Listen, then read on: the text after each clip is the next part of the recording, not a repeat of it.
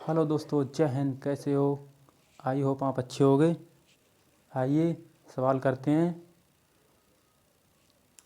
Math के, जो हमारे यूपी पुलिस और एसएससी जीडी के पेपर में आने की संभावना है।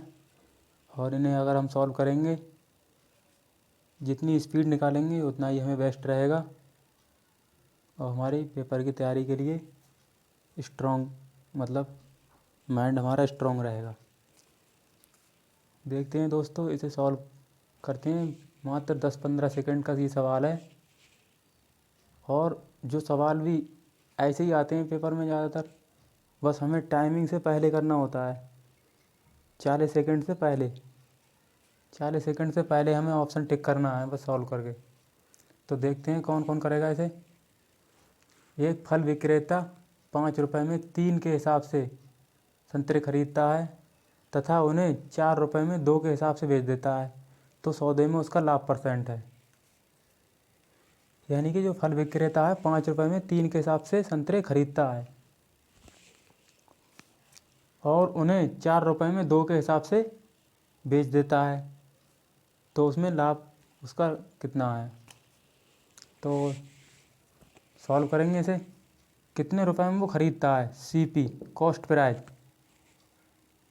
5 रुपये में कितने, 5 रुपये हमेशा ऊपर, 5 रुपये में वो 5 रुपये में 3।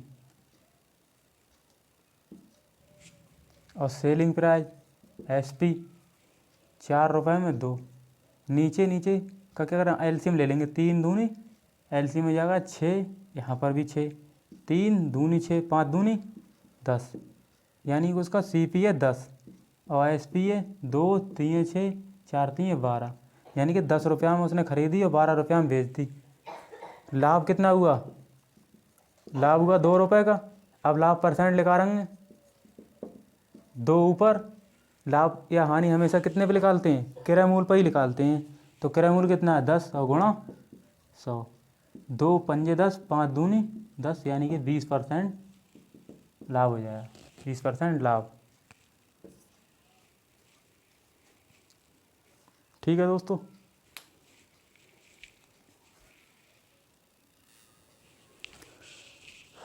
हाँ तो दोस्तों, नेक्स्ट सवाल आपको आपकी स्क्रीन पे। एक व्यक्ति ने 4 रुपये की 6 पेंसिलों की दर 4 रुपये की 6 पेंसिलों को ख़रीदा। मतलब 4 रुपये में 6 पेंसिलें खरीदी। मतलब 4 रुपये में 6 पेंसिलों को ख़रीदा और 6 रुपये की 4 पेंसिलों की दर से बेच दिया, तो इस सौदे में उसका लाभ % होगा। यानी कि ये भी सवाल हमारा सेम पीछे सवाल की तरह है।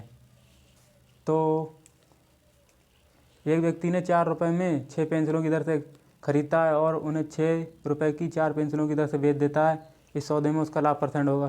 भाई ये बिल्कुल सेम पीछे सवाल की तरह है। इसे आपको खुद सॉल्व करके कमेंट में आंसर बताना है। ओके।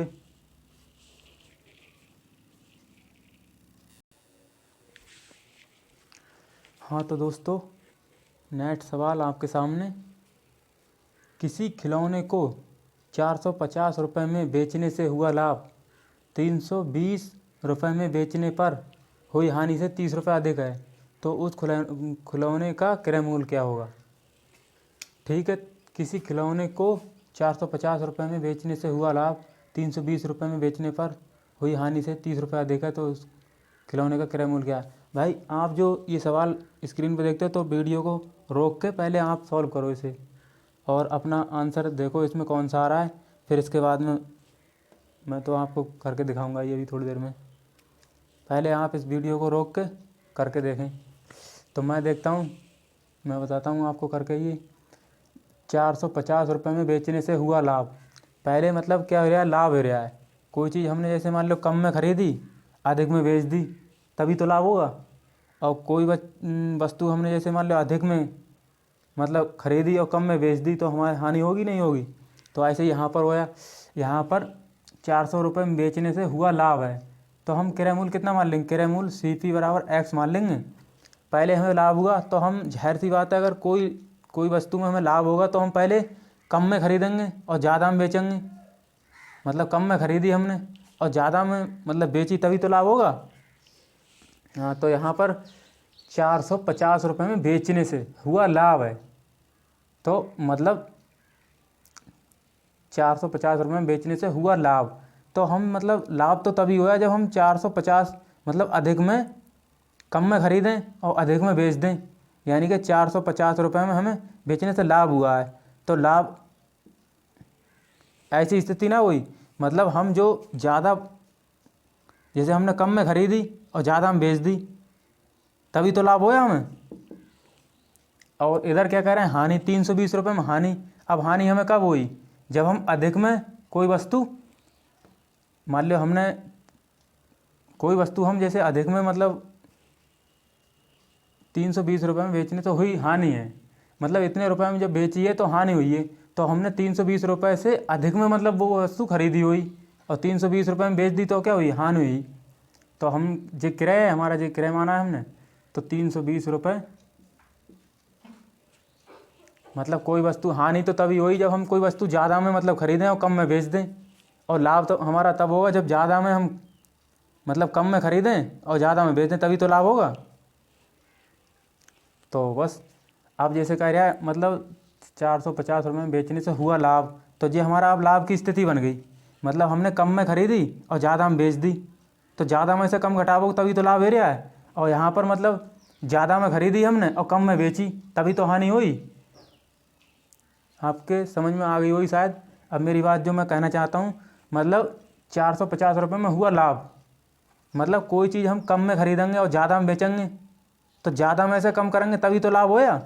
मतलब क्रय मूल्य मतलब हमने 450 से कम में खरीदी हुई, तभी तो हमारा लाभ होया। और यहाँ पर स्थिति कैसी है, मतलब हमने जो वस्तु 320 रुपये में बेची है, तो हमने ज़्यादा रुपये में मतलब खरीदी हुई और कम में बेच दी, तभी तो हानि हुई है। तो ये कह रहा है इस हानि से 30 रुपये अधिक है। अगर ये हानि हुई है तो हमारी इसमें, तो हम 30 रुपये अगर जोड़ दें इसमें, तो ये बराबर की स्थिति ना आ जाई, जे और जे बराबर की स्थिति हो जाई। तो हम क्या करेंगे, जे वाली पूरी समीकरण इधर ले आवेंगे। तो 450 माइनस के एक्स, और जे प्लस के हैं तो जे माइनस के हो जाएंगे, और जे माइनस के हैं तो जे प्लस के हो जाएंगे 320, और जे हमारे 30 इधर ही रहने दो। अब जे माइनस के 2x हो जाएंगे, और जे हमें प्लस प्लस के मिल गए तो जोड़ देंगे 0, 5 2 7, 4 3 7, और 330 जे ऐसे लिख लेंगे।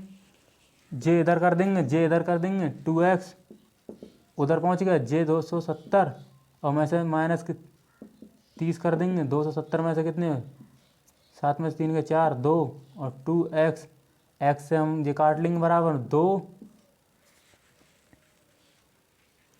अरे यार यहाँ पर 7 हैं,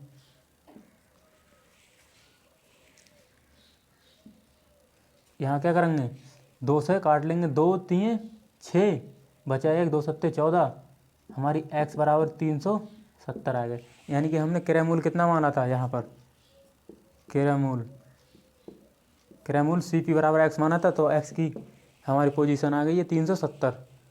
तो खिलौने का क्रय मूल्य क्या होगा, 370। 370 है इसमें कभी, हाँ 370, ये option is the B right answer.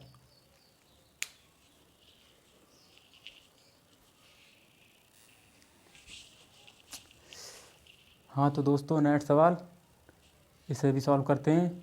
10% और 20% की क्रमिक कटौती के समक्ष इकहरी कटौती क्या है। मतलब इसमें कुछ ना है, क्रमिक कटौती पूछ रहा है इसमें। तो इसे सॉल्व करेंगे। 10% और 20% की क्रमिक कटौती के समक्ष इकहरी कटौती क्या है।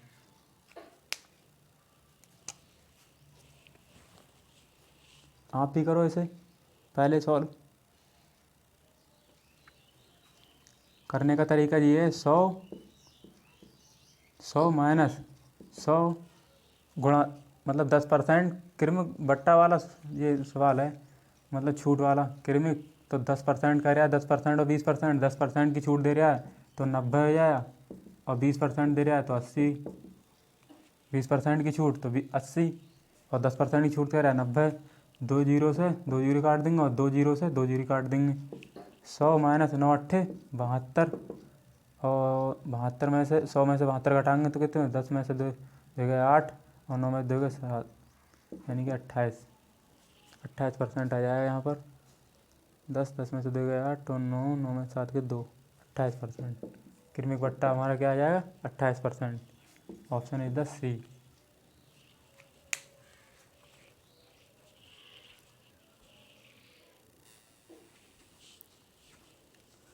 हाँ तो दोस्तों नेक्स्ट सवाल ये सॉल्व करते हैं।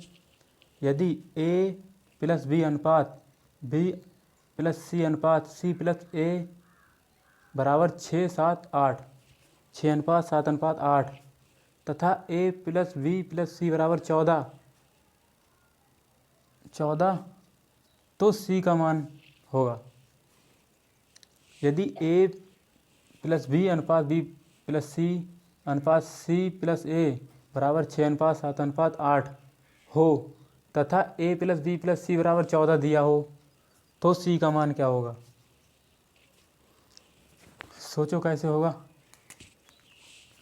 अच्छा, A + B बटे B + C बटे C + A बराबर 6/7/8 ये हमें दिया है, मतलब 6:7:8 दिया है। तो यहाँ पर हम सीधी बात है K और मान लेंगे, K मान लेंगे। अब हमें A + B + C बराबर कितना दिया है 14 हमें दिया है। A + B + C बराबर कितना दिया है 14 दिया है। अब अगर हम इन्हें जोड़ें तो क्या आएगा A + B B + C और प्लस C + A बराबर कितना हो जाए 8, 8 7 15 6 21, 21 के हो जाए जे 2 A + B + C बराबर क्या जाए 21 के। A + B + C का मान कितना दिया है हमें A + B + C, A + B + C बराबर कितना दिया 14। यहाँ पर 2 × 14 21 के का मान निकाल लेंगे हम। 14 दूनी 28 और बटे 21। अब हमें यहाँ पर K का मान मिल गया। अब हम अगर K का मान, और हमें निकालना क्या है C का मान। अगर हम C का मान निकालना है A + B + C बराबर हमें दिया है 14, हमें C का मान निकालना है। तो ये समीकरण है, अगर हम A + B का मान लिख दें, निकाल लें तो C में रख देंगे तो ये हमारा मान ये आ जाएगा। तो A + B बराबर कितना दिया है 6, तो A + B बराबर कितना दिया है 6 के। और K का मान हम यहाँ पर लिख देंगे तो A + B बराबर 6 गुणा K का मान कितना आया 28/21, 28/21। तो काट लेंगे 7 3 21, 7 चौक 28, 3 दूनी 6, 4 दूनी 8, यानी कि A + B बराबर हमारा कितना आ गया 8। अब A + B बराबर 8 आ गया तो यहाँ पर 8 लिख देंगे और C बराबर 14, C बराबर 14 - 8 बराबर 6, 8 6 14, यानी हमारा C का मान कितना हो जाए C का मान हो जाए हमारा 6 है ऑप्शन में 7 8 6, ऑप्शन डी। तो दोस्तों आपको क्लास मैथ की अच्छी लगी हो तो लाइक ज़रूर करें दोस्तों। आज के लिए इतना ही, जय हिंद।